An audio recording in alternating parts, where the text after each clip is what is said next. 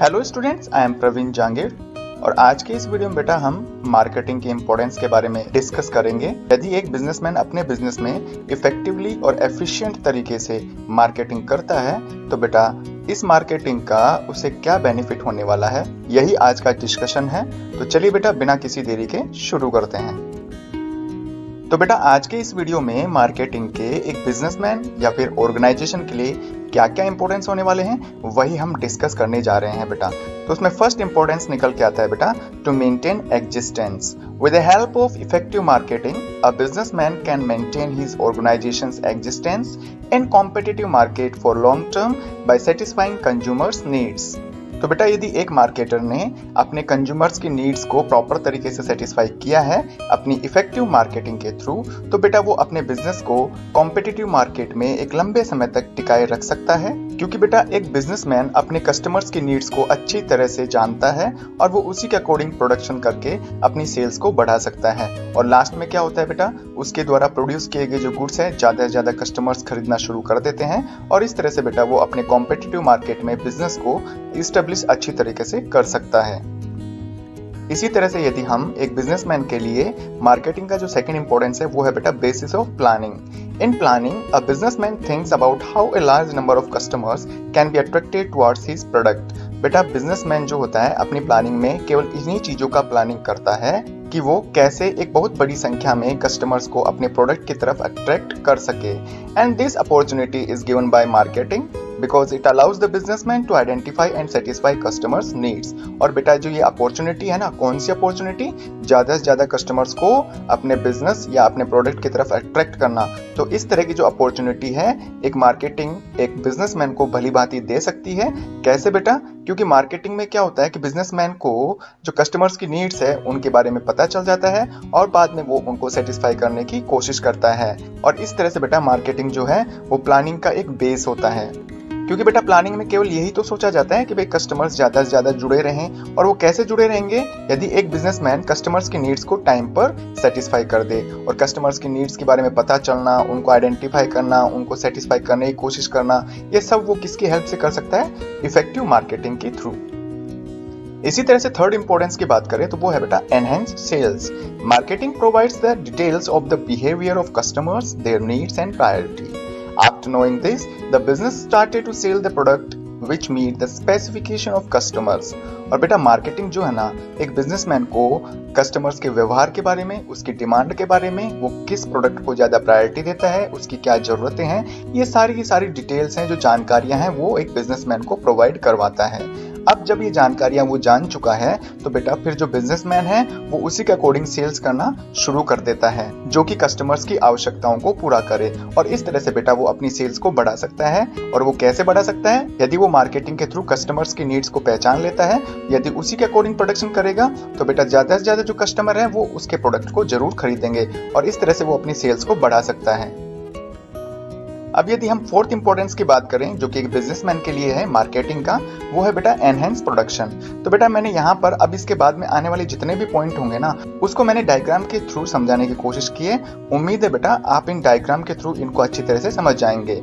तो बेटा देखिए हमने थर्ड पॉइंट में पढ़ा था कि जो मार्केटिंग है वो सेल्स को बढ़ाने में मददगार होता है।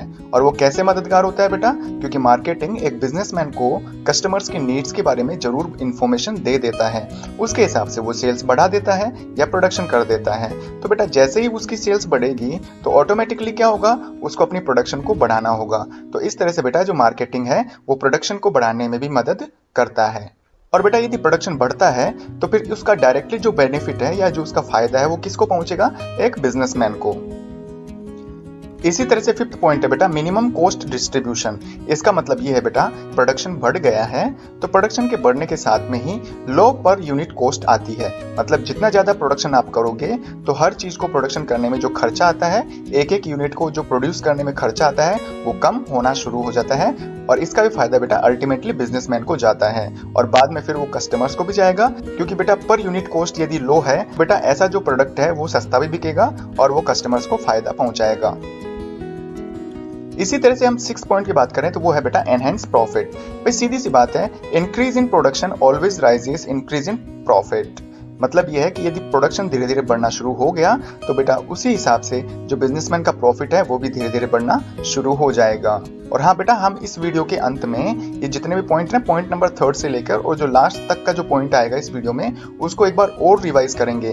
मतलब आपकी स्क्रीन के सामने ये सभी पॉइंट्स एक साथ रहेंगे और उनको बेटा मैं 1 बाय 1 करके आपको समझाऊंगा, क्योंकि यदि स्क्रीन के सामने सभी पॉइंट्स एक साथ रहते हैं तो उनको मेमोराइज करने में आसानी रहती है। इसी तरह से एक बिजनेसमैन के लिए जो 7th इंपॉर्टेंस है मार्केटिंग का, वो है बेटा इंक्रीज्ड गुडविल। भाई सीधी सी बात है, इंक्रीज्ड प्रोडक्शन एंड लॉयल्टी। मतलब जैसे आप इफेक्टिवली मार्केटिंग करेंगे तो आपका प्रोडक्शन बढ़ेगा और आपके प्रोडक्ट के प्रति जो कस्टमर्स हैं उनकी लॉयल्टी बढ़ेगी।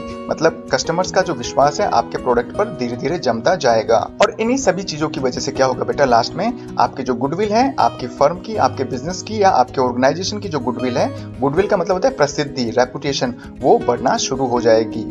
और इसका फायदा बेटा अल्टीमेटली किसको होगा, एक बिजनेसमैन को। ठीक इसी तरह से 8th इंपॉर्टेंस है ग्रोथ एंड एक्सपेंशन। तो बेटा कहने का मतलब यहाँ पे ये है कि जैसे जैसे प्रोडक्शन बढ़ेगा वैसे वैसे प्रॉफिट बढ़ेगा।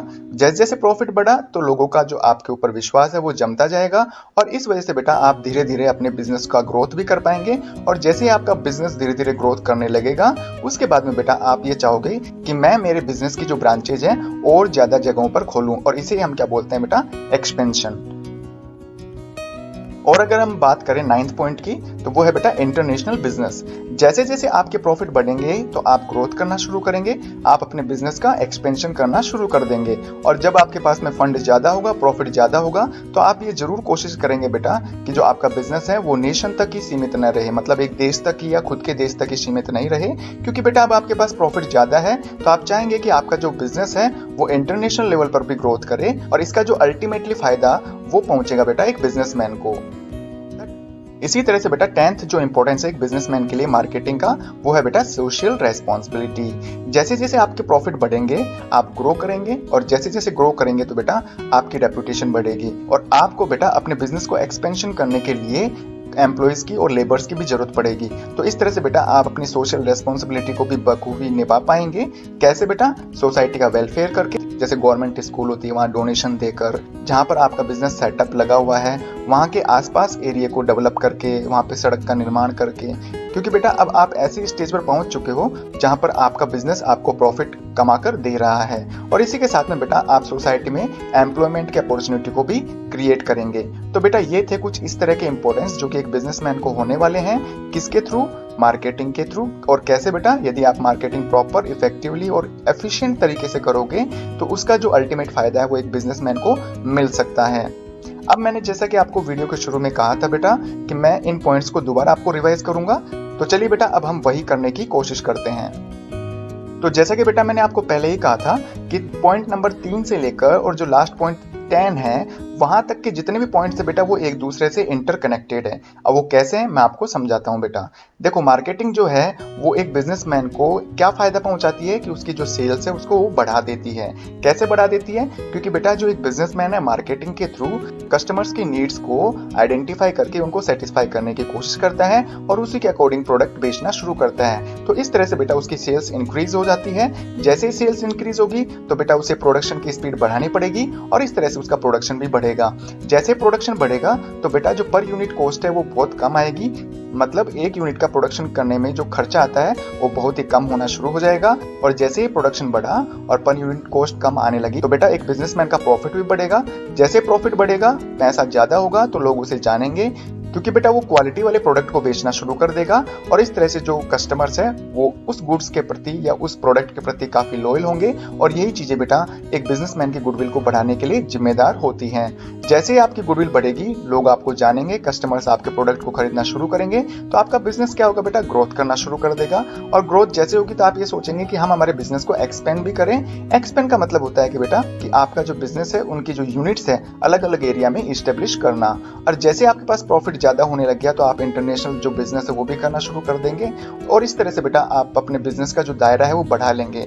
इसके साथ में बेटा आपके पास प्रॉफिट ज्यादा हो गए, आपके पास पैसे की कमी नहीं है, तो फिर आप धीरे धीरे अपनी सोसाइटी के वेलफेयर के लिए भी काम करना शुरू करेंगे और उनको एम्प्लॉयमेंट अपॉर्चुनिटी देना शुरू कर देंगे। तो उम्मीद है बेटा आपको वीडियो में बताई गई जो चीजें हैं बिजनेसमैन के लिए जो इंपॉर्टेंस है मार्केटिंग के, वो अच्छी तरह से समझ में आए होंगे। यदि वीडियो अच्छा लगा तो बेटा इसे लाइक करिए, अपने फ्रेंड्स में शेयर करना न भूलिए। यदि आप चाहते हैं इसी तरह के वीडियोस के नोटिफिकेशन सबसे पहले आपके मोबाइल पर आए तो बेटा इसके लिए आप मेरा चैनल सब्सक्राइब कर सकते हैं। Thank you so much.